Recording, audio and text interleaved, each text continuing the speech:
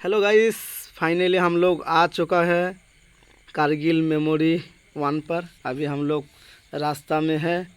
अभी हम लोग जा रहा है रास्ता से और आप लोगों का व्यू दिखा रहे हैं हम। और हम लोग अभी गाड़ी खड़ा करके हम लोग थोड़ा देर रुकेगा, पानी फानी पीने हैं हम लोग का। और इधर का व्यू आप लोग देख लीजिए अच्छा से, कितना सुंदर है, क्या नज़ारा है। देखिए हम लोग नज़ारा देखने के लिए रुके हैं।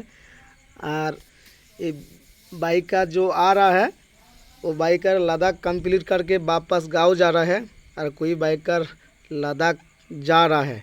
और हम लोग अभी रुके हैं बीच में और आप लोगों का व्यू दिखा रहे हैं हम। शहीदों की चिताओं पर लगेंगे हर बरस मेले, वतन पर मर मिटने वालों का यही बाकी निशा होगा।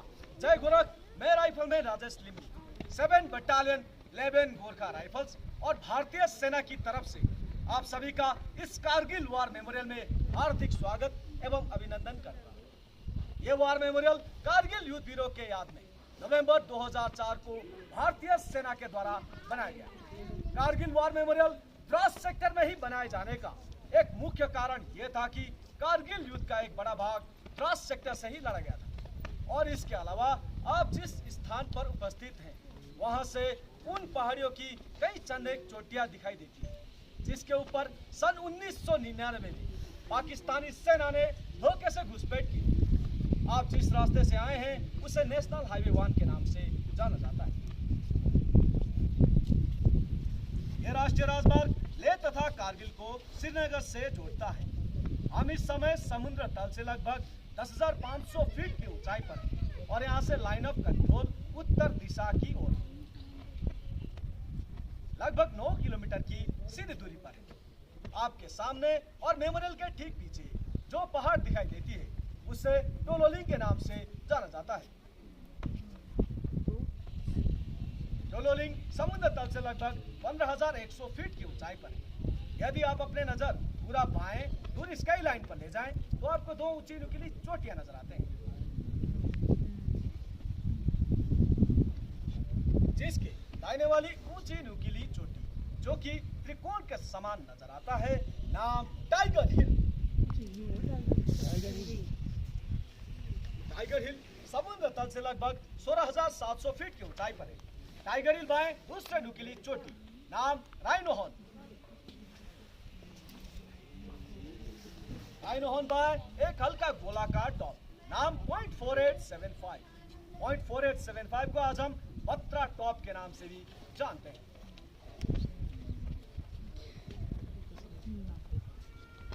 आपके सामने टोलोलिंग पहाड़ पर दुश्मन के करीब 100 सैनिक थे। ये उनके द्वारा की गई एक गहरी घुसपैठ थी। वहां से दुश्मन नेशनल हाईवे 1 के ऊपर प्रभावशाली फायर डाल रहे थे, जिसके कारण नेशनल हाईवे 1 पर आवागमन अत्यंत कठिन हो गया था। 22 मई 1999 को टोलोलिंग पर कब्जा करने की जिम्मेवारी भारतीय सेना द्वारा 18 ग्रेनेडियर्स बटालियन, 2 राजपूताना राइफल्स और 18 गढ़वाल राइफल्स को दिया गया। 13 जून 1999 को 2 राजपूताना राइफल्स के मेजर विवेक गुप्ता ने अपने सर्वोच्च बलिदान देते हुए टोलोलिंग की चोटी पर तिरंगा लहराया। टोलोलिंग के जीत से उत्साहित हमारी सेना की अगला लक्ष्य टाइगर हिल था। टाइगर हिल को कब्जा करने की जिम्मेवारी 18 ग्रेनेडियर्स बटालियन व 8 सिख बटालियन को दिया गया। 2 जुलाई की रात दोनों ही बटालियन ने भिन्न भिन्न दिशाओं से हमला शुरू किया। लक्ष्य कठिन था और असंभव नहीं।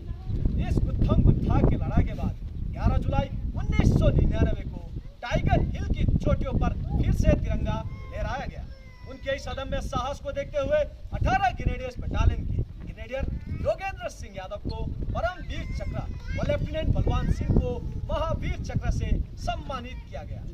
.4875 और उसके आसपास की चोटियों को कब्जा करने की जिम्मेवारी 13 जम्मू एंड कश्मीर राइफल, 17 जाट व 2 नागा बटालियन को दिया गया।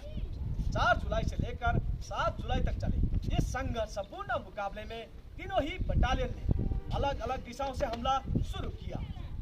तीनों ही बटालियन ने तीनों चोटियों पर फिर से अपना कब्जा स्थापित किया। इस ऑपरेशन के दौरान 13 जम्मू एंड कश्मीर राइफल के कैप्टन विक्रम बत्रा ने साहस के नया अध्याय लिखते हुए अपने प्राणों को देश के नाम न्यौछावर कर दिया। उन्हें मरणोपरांत परमवीर चक्र से सम्मानित किया गया। साथ ही उन्हीं के बटालियन के राइफलमैन संजय कुमार को भी परमवीर चक्र से नवाजा गया।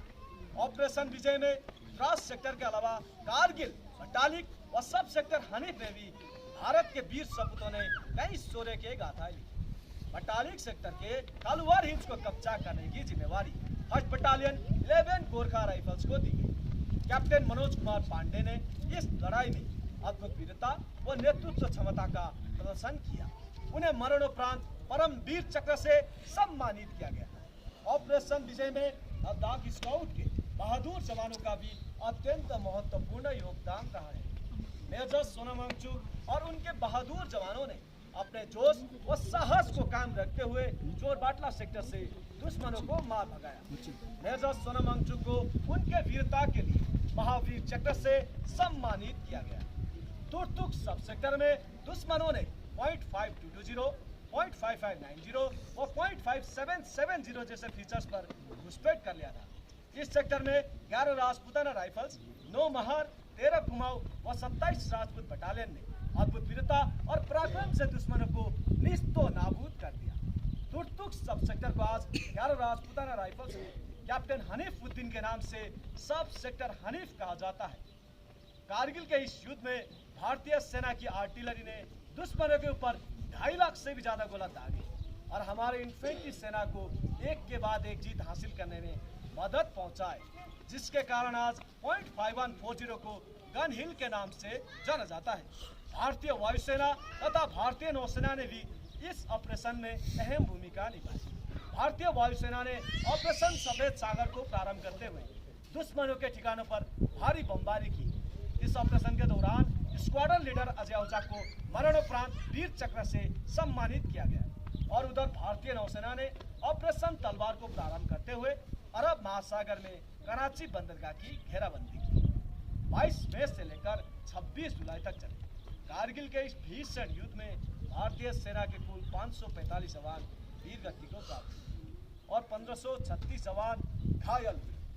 यह वार मेमोरियल उन्हीं वीरों का एक स्मारक है जिन्होंने अपने आज हमारे कल के लिए कुर्बान कर दिया। उन वीरों के इस बलिदान को हम किसी भी शब्द से बयान नहीं कर सकते।